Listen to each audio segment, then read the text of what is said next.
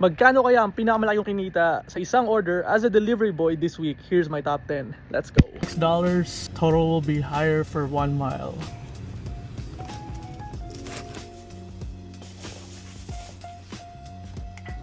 Whoa! So yung $6 na yun, naging $24. $21.70.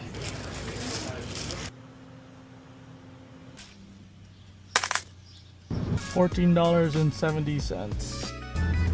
plus $7. $6 total will be higher plus $7 pa. Got pizza, we got Subway.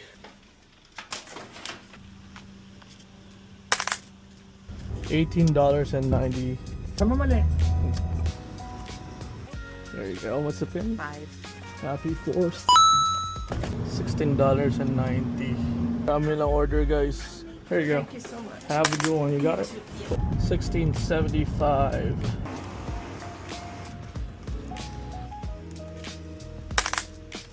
$16.45.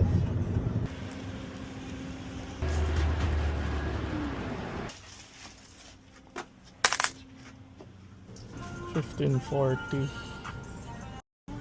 Pick up na natin siya, guys. Sa hotel pa i-deliver. Iwan ko lang sa lobby. $6.20 total will be higher. So that became $15.20. So yun mga ka-deliver, overall kumita tayo ng $186 pag pinagsama-sama natin yung top 10 na highest paying order na nakuha ko.